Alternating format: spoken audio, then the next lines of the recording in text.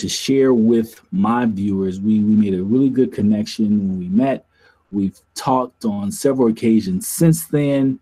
Uh, Without further, I want to bring on my friend, best-selling author of Healing Happens.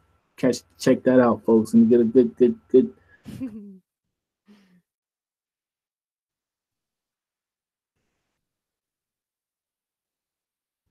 All odds.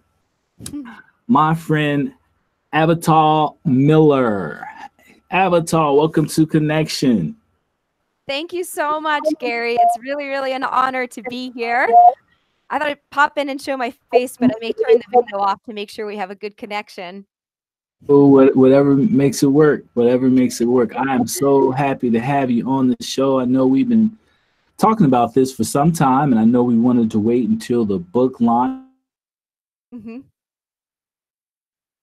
Super excited to have you on the show, and I really want you to share.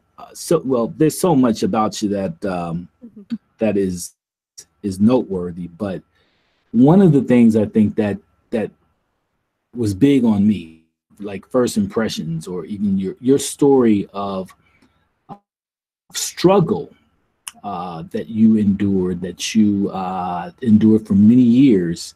Mm-hmm. If you can share that, or actually, you know what, the customer on connection, we make real deep connections, and Yeah. I'll just say to share your story, and that can go back as far as you would like it to go, or is more recent, or however you want to start. But if you don't mind sharing your story with our listeners. Yeah, well, I love sharing my story. A lot of people ask what a former program manager from Microsoft is doing being involved with healing. And it's really because I have a personal story with it.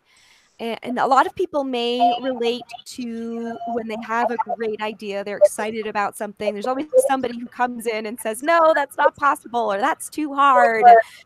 And if you remember from the training that we did with Joel Roberts, he said that I'm kind of like a one-woman campaign against You'll Never. And Right. there's so many ways in which that can come up for all of us in our lives. And at age 27, as I mentioned, had already been a program manager at Microsoft. And I was running my own business, teaching yoga and fitness classes, leading people up Mount Whitney, the tallest mountain in continental US. I was a fitness director. I was a teacher trainer.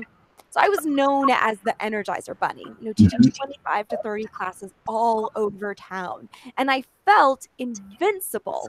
And I'm young, I'm energetic, I know about health. There shouldn't be any issues. But there were. I started to have issues with fatigue. And fatigue isn't just taking a nap, it's your mind becoming dull.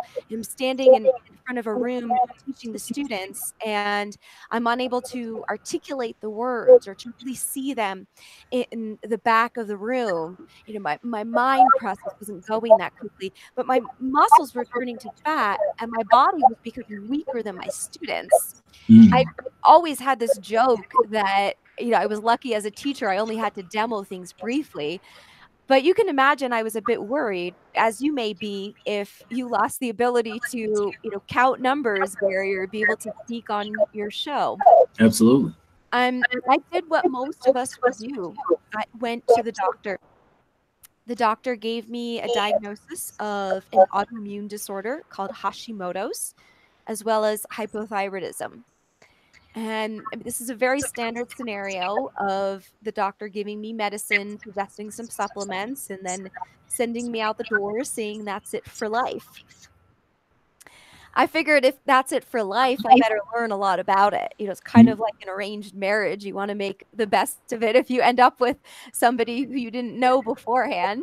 And I started to read online, read books. I went to all different types of medical and health practitioners, really to learn more and to get different perspectives. I even went all the way to India and studied for 2 months one-on-one with an Ayurvedic doctor. And all of those things really helped steady me to the point where, being on hormone medicine, I didn't have those ups and downs. So I Mhm. felt pretty strong.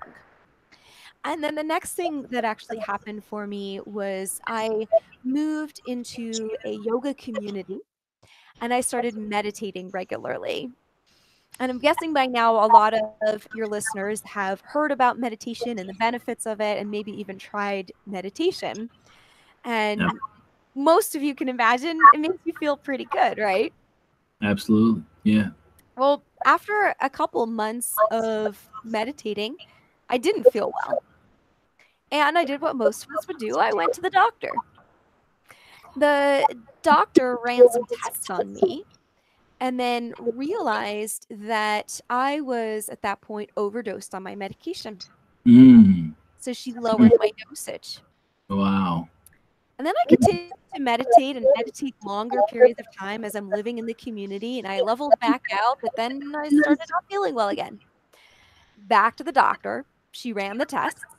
Lo and behold, I was overdosed in the medication again.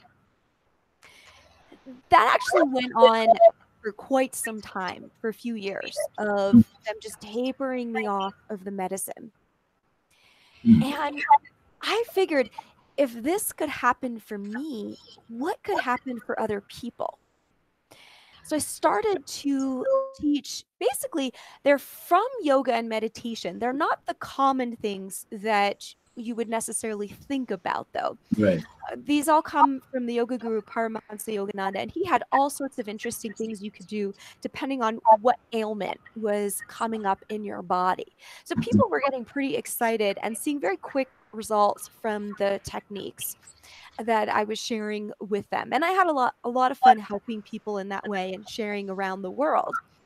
Now, you may notice, Gary, that when you get a new car or you start shopping for a certain kind of car, all of a sudden you notice that car all over the place. Right. Yeah. So you can imagine me with my story of healing, my ears are open Yeah. to other stories of healing. Yeah. The And I universe start, is attracting to you. yep, yep. Or I just notice them even more. Either way, but I'm sure the law of attraction helps. And I start hearing stories of people who were told they're going to be bedridden for their life. They're going to be in a wheelchair for life. They're going to die in a few months or even a few hours. But I was meeting those people years later when they were fully healthy. So I had to say, gosh, if there's this many people that are having these turnarounds that are not expected, more people need to know that it happens. We can never guarantee results, but it's very likely that a lot of these fatal pronouncements do not have to be our fate. And so what I did was I wanted to understand as well, what are these people doing that everyone has in common? How do we touch people at the heart of people overcoming seemingly insurmountable challenges? And Mhm. that's really where my book Healing Happens: Stories of Healing Against All Odds was born from. I started interviewing all these different health and healing experts who had those stories either for themselves or their clients. So there's 17 of those interviews plus my story in the book, which is nice that we get the expert information because we're also hearing things that have repeatedly worked for their clients as well. And then the paths that I chose, I wanted people to see a bigger picture of healing. Not just, oh, do this path and then you're going to get healed. But if no matter which path you're on, what is the same amongst everyone in their path to healing? So that's part of that. And then there's, again, not about any particular disease. There's over 20 diseases addressed in the book, but most of Right. the techniques are things anyone can do to increase their health, to increase their joy level, to increase their energy, even in just under 2 minutes. That's powerful stuff. Well, the practices that what you noticed was when you were doing meditation, these meditations, you were having some benefit from them, Mhm. but because of the medicine, the overdose of medicine, Mhm. that was actually hindering some of that progress. Is that what you're saying as well? Well, I can explain this, even a little bit more scientifically. Of course, I'm not a doctor, so I'm not going to get into the full level of detail here. But a lot of disease is coming from stress. Absolutely. And then that affects digestion, and then it goes from there. And there's also understandings as to the conditions that I had, which helped to understand this. But basically, when we're in a fight or flight response, the body is going to be tensing up. And the body is focused on survival mode. It thinks that you need to run away from something quickly. So it's putting all your blood flow into your legs to help you run away, right? But that means that it's not going to put service into your hair. My hair was falling out. It's not going to put service into your skin. It doesn't even need you to think clearly because you just need to run. It doesn't need you to see clearly because you just need to see well enough to run away. So a lot of times when we think that this functioning in our body means that we're getting worse, we're not always getting worse. It's just the body knows how to focus its energy on what's most important in that moment. And it could be getting you away from danger. It could be focused on actually healing the issue, but that issue is so strong that the body is going to focus what it can capacitate. So it can't capacitate all the normal functioning of having the healthy hair and skin. This is what's fun too, but when we talk about beauty, is that it really comes from our inner health a lot more. But what you're doing when you're meditating is you are relaxing. People perceive meditation in many ways. So it can be a spiritual experience, which is also relaxing. But the main thing is that you are relaxing. You're relaxing your mind. You're allowing yourself to be still. You're training yourself that relaxation does not necessarily equal sleep. So relaxation can be in a different category than sleep, which means you start to have more voluntary control over how your body functions as well. So what was happening was as I was meditating more and more, I was moving more from the sympathetic nervous system response, which is that flight, fight, or fright response. And I was moving more into the parasympathetic response, the relaxation response. That was healing my body. But now, when your body is healing and you're on a medication that's too strong, you're going to have symptoms in the opposite end from what you would have without the medication. So that's why I wasn't feeling well. Because if you're not taking the right dosage of a medication, you're not in balance, you're not going to feel well. So we had to just remove some of those layers of medication, right? Then I would feel well again temporarily, but then I kept meditating and I was getting better. So then I was overdosed in the medication again. Does that make sense? Absolutely. Yeah. Yeah. So as you, so I know you have about 20 stories in the book, but you're traveling all over the world. You're speaking to people. What's been the response from those who've actually, that you've actually been able to not only share your story, but really to the root of this healing process for a lot of people? What's been the overall response for those who kind of maybe heard you in the beginning, but then actually later down did these things themselves and are how have they been their responses to you? Yeah. Well, one of the things to note is that the book actually won 4 awards. Outstanding. Yeah. Thank you. So that's a really, really great response. And when I speak to people, you can watch in an audience, and you might have experienced this too, Gary.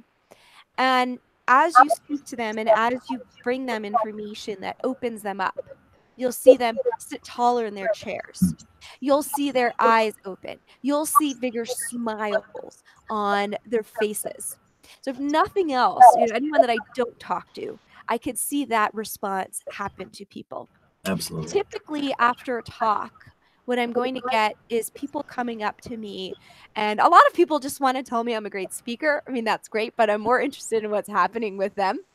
And that is that they get inspired. And they're like, I've had this issue. You think if I try this, these things will help me? I have a family member with this issue. I would love to bring them your book. How do I approach it with my family member?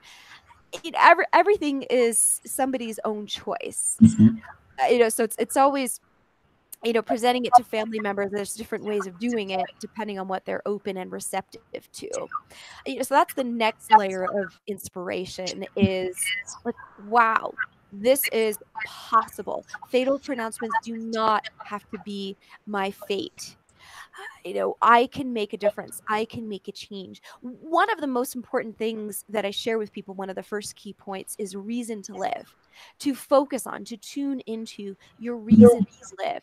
Because ultimately, at the end of the day, whether or not your body heals, you're going to have a better quality of life. And people start getting creative because I take people through a process in the talk. So not only expanding their vision of what's possible, but how to get to what's possible. And when we get creative, we start enjoying life more. So then I get the people whose energy is just regularly boosted, who are regularly tapping into the energy that I laid out for them, to the techniques. When people join my program, I can see them longer term. I can see people change. I can see them become calmer. I can see them become happier. I can see them have less conflict going on in their lives. I could see them slowly healing. We're not always getting these overnight miracles. Some of the stories in my book are overnight miracles, but I was not an overnight miracle. I was a more practical situation. It takes a long time to get into the challenges, so it takes time to get out of them. One of my favorite stories, though, was a woman who was supposed to have surgery for fibroids.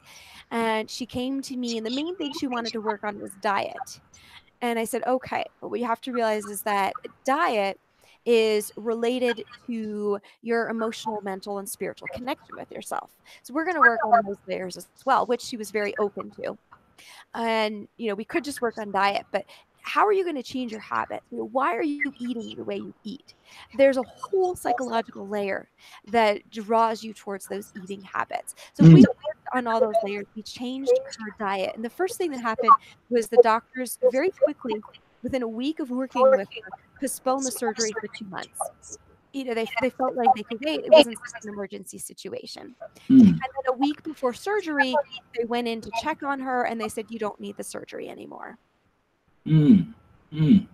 So my chocolate I love to eat at night. That little piece of chocolate I love to eat at night. That stems from somewhere else. That stems from it. Very, very likely could. There's very simple ways to work on that with your diet. Now, if it's coming from a sweet craving, you just need to make sure that you have balanced meals. In Ayurveda, it's the ancient Indian medical science that I study. There's 6 main tastes. And if you have at least 1 meal a day with those 6 main tastes, that'll automatically zap a lot of those sweet cravings. If it's caffeine craving, sometimes that's kind of like an addiction to stimulation. And meditation will calm down, that need for stimulation. If it's a desire for nourishment, emotional nourishment, well, you've got this amazing wife. Absolutely. And I know you have amazing kids too. And that can just be that reminder to connect with them and get nourishment through that connection, or actually be a receiver in silence for a moment and connect with the divine, with spirit, with God, depending on how you look at the term God. But get yourself filled up with yourself for a moment. I could share one more quick tip also. If you have a food craving at a time that you don't want to, at night it's a little different. You don't have the sunlight, but you still have the fresh air. So, if you could go outside when the sun is shining, then you're going to get maximum benefit. But if you can't be outside, you could open a window and just take a few long, deep breaths. And you'll notice that actually often curb your appetite. Okay. Yeah, I'll try that. That sounds doable. Yeah. The other thing I say to people is, if you're having chocolate, are you having the most healthy form of chocolate? Because chocolate's not necessarily a bad thing. Right. Like dark chocolate's good for you, especially for men, for testosterone and things like that. No, I'm having a Twix or something. Nope, can't say I'm doing that. I'm going for the sweetness. Yep. But, and that the body goes through, maybe you don't know this, but the body goes through a cleansing process shortly after sundown until about 1 a.m.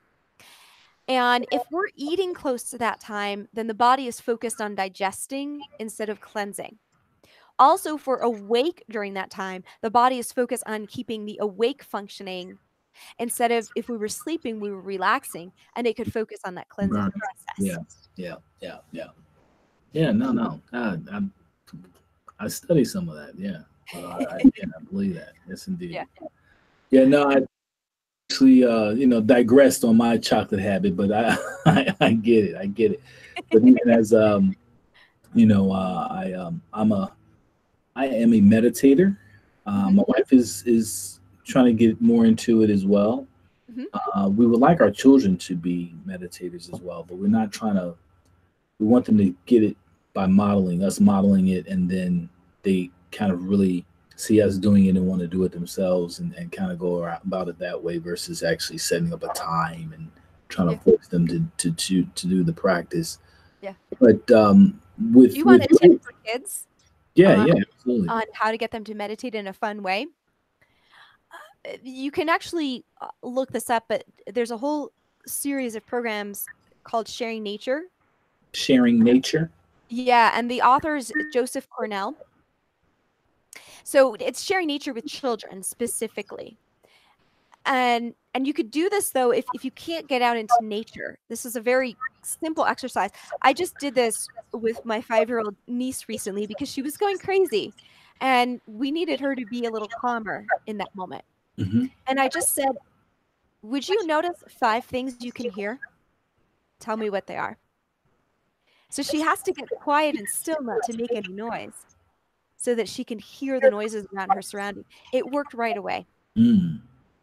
So there's things like that to do in nature. What do you see? But there's all these fun exercises and games that get them to stop for a moment and appreciate the beauty around them. Hmm.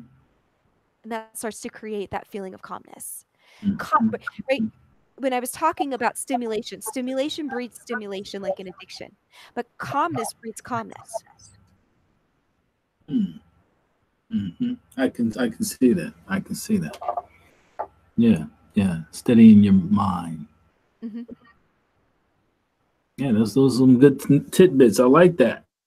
Yeah, Yeah, so my listeners, I'm charging my listeners to do so as well. I think that one of the practices that I've really, I can't remember what book it was or where I got it from, but it's really about staying present. I think it was actually I read Og Mandino's book a couple of years ago, and just that the practice of not worrying about things to come, whatever it is, bills, success, whatever, not worrying about those things hmm and not actually even uh, being concerned yesterday. So many of us actually get so, if we had a great day or a great accomplishment or whatever the case may be, that we're so elated about that today that, again, we can't stay present and actually appreciate the gifts that we have today, or whether it's a problem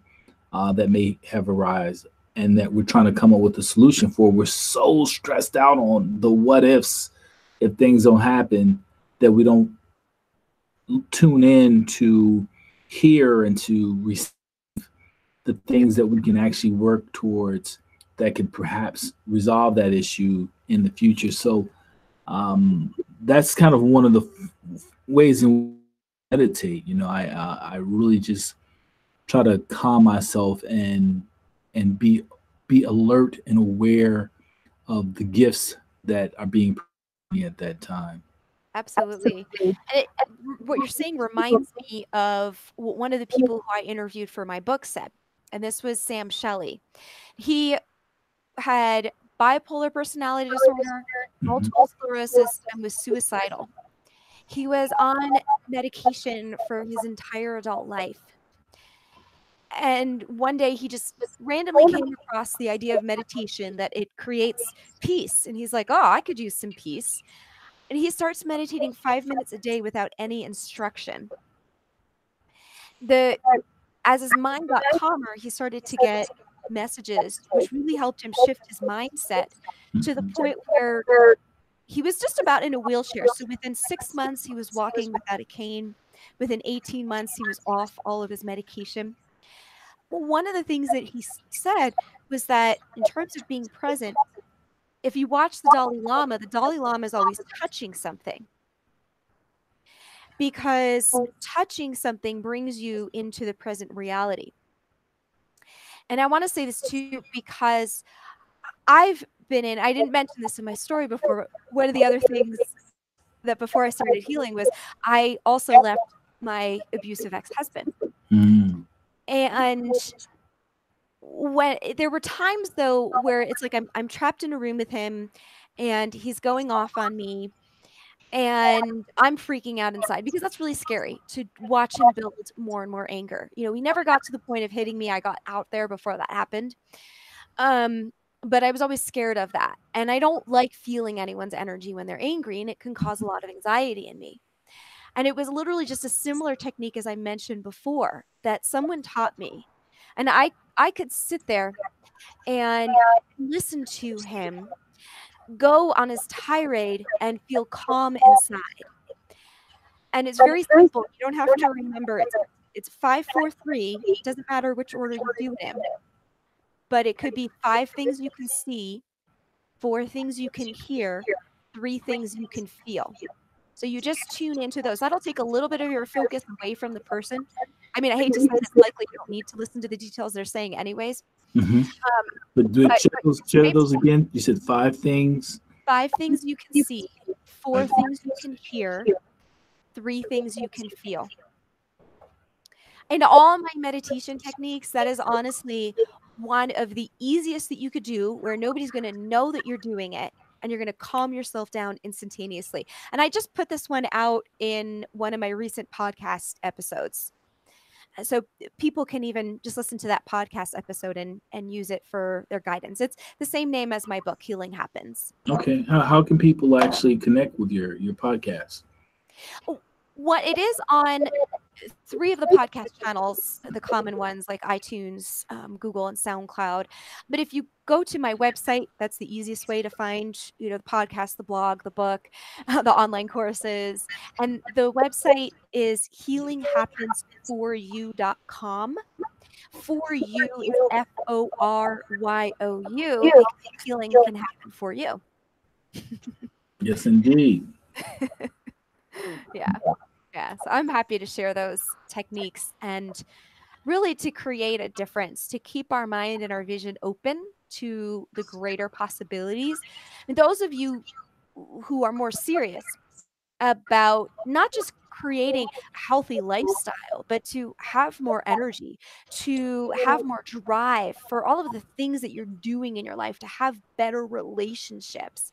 I truly believe that all of these programs can mold into that. And as you go into the online courses, you're going to see so far there's 3 different courses available for you to get. And those will either take you through step by step the natural healing techniques. They're going to take you into the mindset that you need to go about healing no matter which path you choose. And also it takes you into a deeper dive of the book. So there's a companion one because the book, what people may not know, is that I interviewed everyone on Zoom for the book. So a lot of people came in on video. And some of those audios went into the podcast. Sometimes I interviewed somebody a second time. There's some people who I interviewed where the format or their job description didn't fit what I was looking for the podcast or the book. So there's actually the bonus materials that are included in the companion course that are not available anywhere else. But the other thing to look for on the website is, I believe it's in the resources, and that's the meditation program.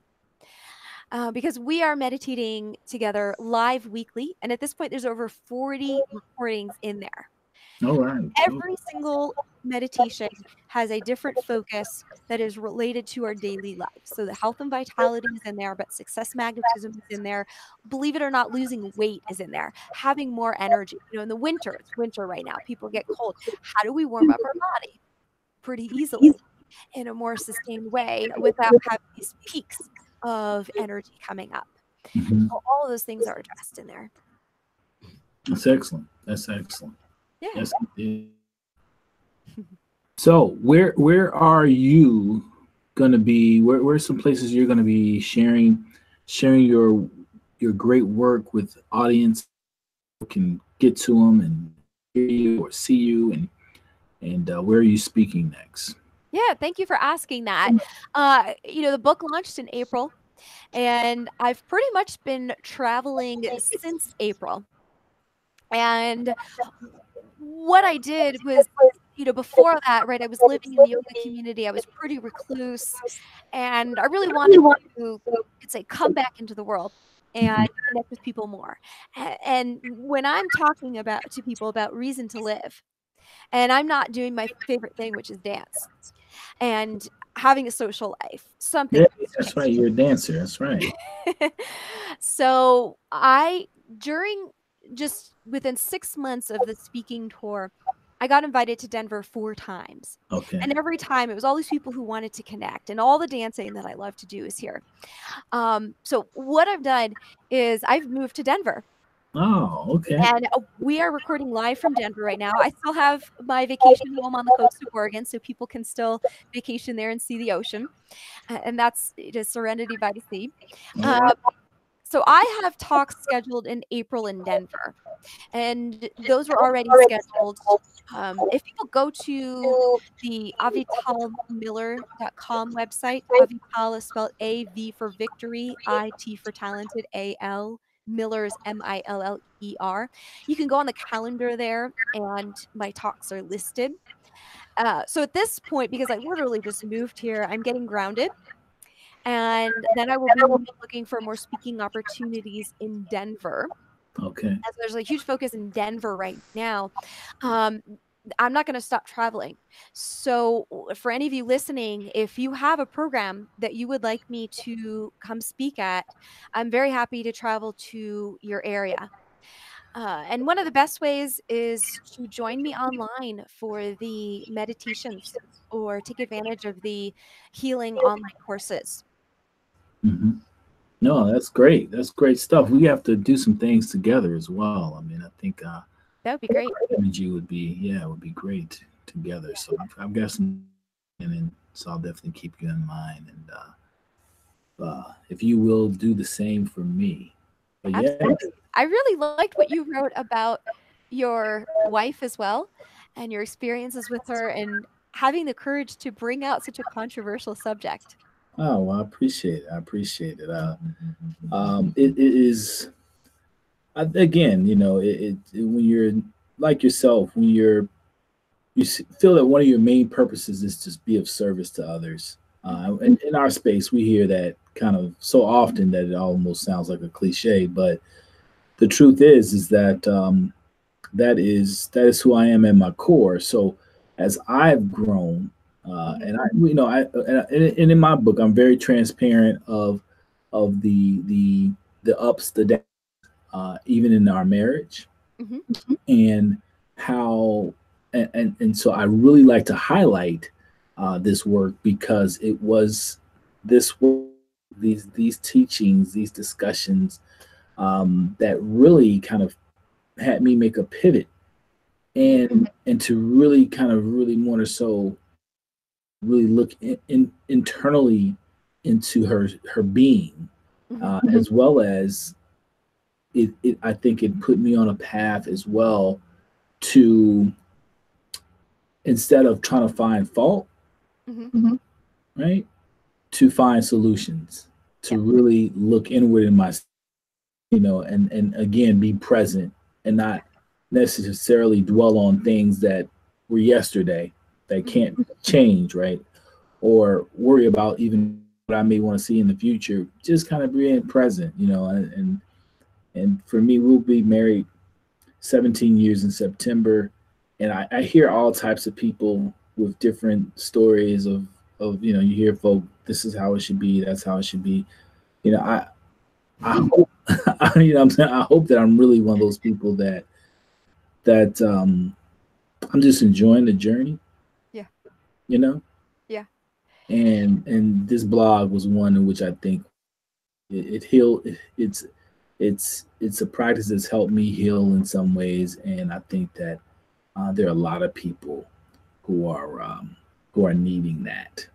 No, it's beautiful. And if I could, share a couple stories to relate that to my life and to the healing work I Absolutely. do. And this is kind of personal for me to share this. But it's really important to be looking at a gift in something and the solutions and not necessarily the challenge. But I was just recently dating somebody who it was awful. And um I mean there's nobody, if I tell people about the situation, there's nobody that would say that those were great things that he did, that he treated me well. Hmm. And I mean there's a reason why it didn't last that long. But as I was going through it and the experience of it there's a part of me that's like, "Oh my gosh, this guy's a dick." Excuse my language, but, uh, you know, It's and how horrible and how awful, but there's another side, that goes, Well, let me look at my reaction to his actions." Because in the bigger picture, who cares if he's, not being nice in the way I wanna see nice? Not treating me the way I wanna be treated, because there's probably another guy out there who can do that. And a lot of men, even since then, have shown me that they can do that in hmm ways beyond I could even imagine. But it was, what is my emotional response to this? What part is living in me? And when I went into it, I realized, like, a huge shadow in myself. And then I said, "Okay, now I'm gonna go in and I'm gonna heal that shadow." And you could say, I mean, this guy did the same thing 3 times, right? So first time I felt awful, second time I felt awful, third time I didn't have an emotional response. And then their relationship ended, right? Because it was done. And so I could sit here and say, "Oh my gosh, this horrible experience happened," or I could say, "Oh my gosh, like, he actually came in for me to grow in that way. hmm Thank you hmm for Yeah. doing and this is what I say with Mm. disease as well, because I've seen too many stories of people realizing, "Oh, I need to get out of unsuccessful relationships. It's time to change my job. It's time to move cities. I learned this amazing thing while trying to heal myself, which I'm taking around the world and is helping other people heal." For me to have gone through the health challenges that I've gone through drove me into much more of a speaking career and the opportunity to connect with a lot of people, which I love doing. The opportunity to be here with you, Gary, to even have met you a couple years ago. So there's the gifts Right. that we get to look in, and what's the solution and what's the positive side. I do hand motions with each of the 4 main techniques that I talk about in the Full Bodied Success Mastery course. Okay. And this last one where we ask, "What is the gift?" I have people sing it. I mean, you raise your arms up to the heavens, if you believe in heaven, but even just the concept of heaven, and then you sing, "What is the gift?" But I kind of joke with people, that when you go to the emergency room and you're waiting in the waiting room, you have no idea how long you're gonna have to wait. Right. Everyone there is feeling awful, and they're worried about the situation they're in, and if they're gonna get better, and when they're gonna get seen, and what is wrong. And then you see everyone else around you doing that, and you typically feel worse and worse and worse. Well, what if you went into the emergency room and you sat there and you raised your arms up to the heaven and you sang, "What is the gift?" Now, we're not gonna undermine or deny the pain that exists and the health challenge that we need to face, but, I mean, what if we just looked at that positive perspective and we say, "Could this take us somewhere better? Is this Right. going to teach me something in life? Is this going to provoke a change? Is this going to give me a gift that I can later on offer to other people?" Now, I joke too, they might send you to the insane asylum instead if you're sitting there singing in public, but just imagining that will typically bring much more of a smile on your face than just focusing on the pain that you're feeling and everyone else is feeling. Absolutely. Absolutely. I will share a story. Um, you guys as well, my audience and you, because I think it's right on time. So my mom passed, and I think I've shared this story a little bit with you. But my daughter was born on May 21st, and my mom had a massive heart attack on May 23rd. Mm. And highs and the lows all in just a matter of 2 days. So you have the birth of your child and you have the death of your mother. Uh, is man, it's a roller coaster like none other. But one thing that I recall, and even in her obituary I wrote, Mhm. was that there was a blessing even in her death that I was to identify. Mhm. So it wasn't, was it a tragedy, expected, all of those things that we know, that we typically associate with a death. But at the same time, I knew that there was a blessing. There was something to come from that in the way that it happened. Mhm. And for a while, I mean, I still even had, I wrote that and I believed that, but I was also still struggling, as loss of a parent.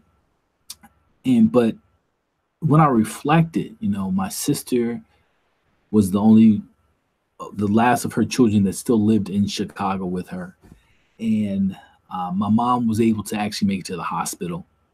Mhm. I looked at the fact that my sister didn't have to walk in with our mother, laying on the floor in her apartment. Mhm. Um, I also then really started to internalize some things from my mother was my biggest cheerleader, my Mhm. biggest fan, and it was all that pivot as well that made me look more at my wife. You Mhm. know, started to even take some of my good friends off of my best friend list and put my wife there. You Mhm. know, um, and realize that this was now the woman. Though it was supposedly that woman when I married her, right? But that doesn't necessarily click Yeah. at that moment. Mhm. But it was at that time where it clicked for me. Mhm. And so what you're saying is so true in so many aspects. And what I've shared, I even wrote a blog on this. One of my first blogs that I wrote almost 3 years ago, was about the human connection Mhm.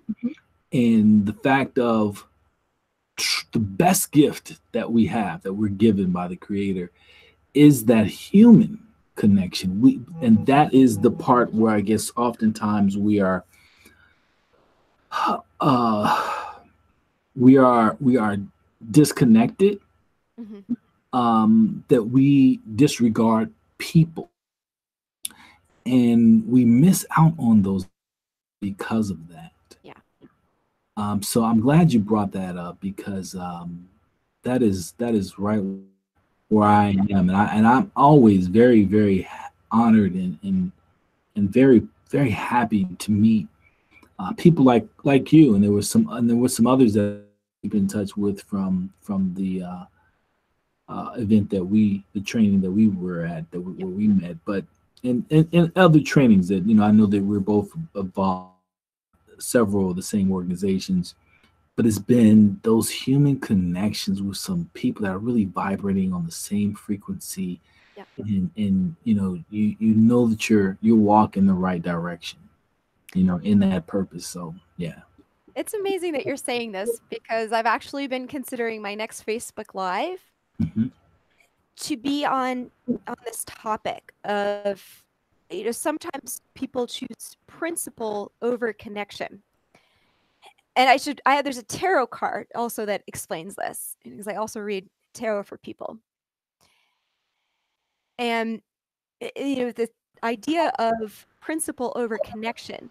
We may win the battle, we may get the mind thing right for what we believe our past should be, and so get everyone in alignment. But then we miss out on that human connection.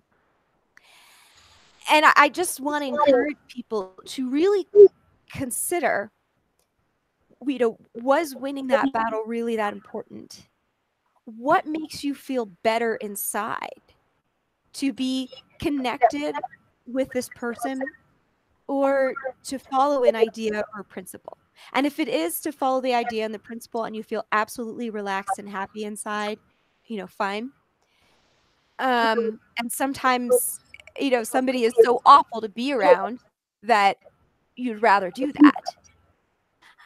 But maybe they're not. Maybe we just come up with things in our own head that drive us in a certain direction, even out of misunderstandings. Yeah. And we lose connection. And I always say to people to drill down on whatever thoughts and whatever feelings you have. And you ask layer after layer after layer, why do I feel that way? Why do I think that way? What does it prove for me? What does it cause? Because we trick our own selves into believing, seeing, feeling, experiencing beyond what is actually happening. And we go back to that presence and to touching. That's right. And when I'm in that situation and my ex-husband is going on his tirade and he's saying all these awful things about me, and all I need to do is touch a piece of furniture and see what I see and hear what I hear. And all the things he's saying are made up. They're not the actual reality that is happening in that space and in that moment. Man, with that note, and that does it right there.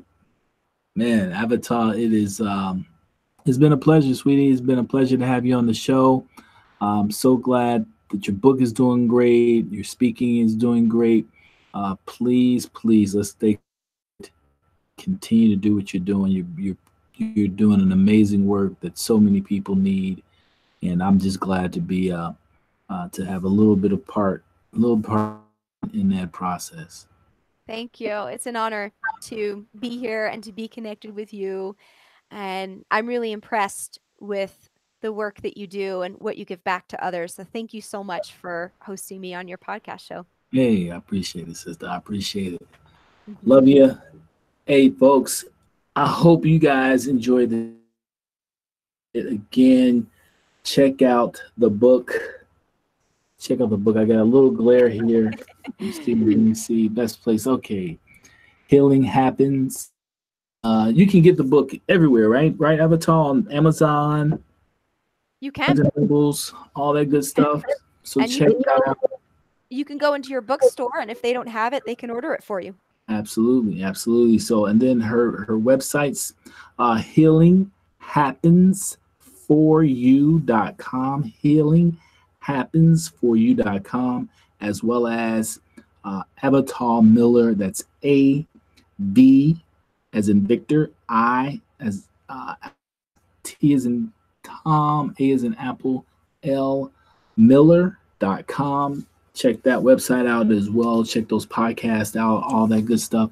Check her out if you're nearby, or if you wanted to come and check you out in your city or somewhere in the world. Go to those websites, check her out. And folks, I enjoyed the show. I hope you did. And then this is Gary Rockman, your real estate rock star. You've been listening to Connection. And until next week, keep moving forward.